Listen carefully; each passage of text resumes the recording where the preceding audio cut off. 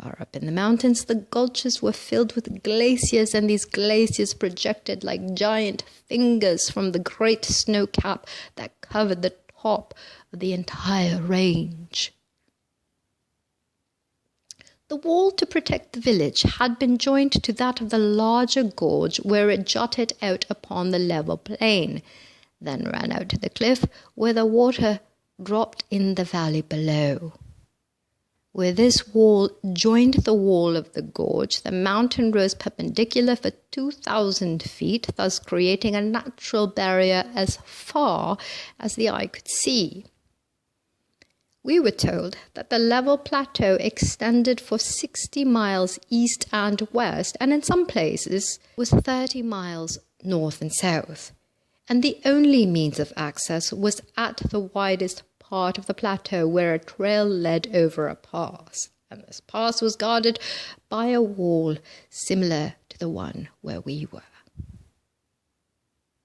While we were talking over the advantages of the location for defense, Emil's sister and her daughter joined us, and a little later, Emil, his sister's husband, and son came up. We noticed an undercurrent of excitement and were soon told by Emil's sister that they expected a visit from their mother that evening. She said, "We are so happy that we can hardly contain ourselves, for we do love Mother so. We love all that have gone on to the higher attainments very dearly, for they are so fine and noble and helpful. But our own mother is so sweet and adorable, so helpful and loving. We cannot help loving her 1,000 times more. Besides, we are of her flesh and blood. We know you will love her as we do." We asked whether she came often.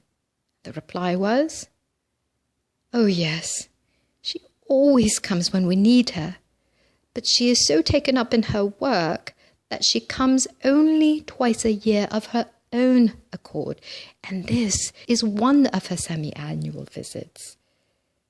She's to stay a week this time, and we are all so happy we scarcely know what to do."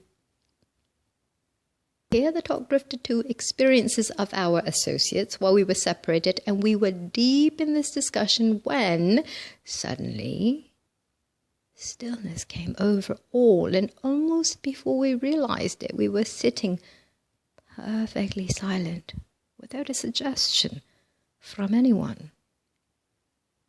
The evening shadows had gathered until the far-off mountain's snow-cap looked like a great white monster just ready to lose its icy fingers and reach out over the valley below. From the stillness came a gentle swish like that of a bird alighting, and it seemed as though a slight mist was gathering on the eastern parapet.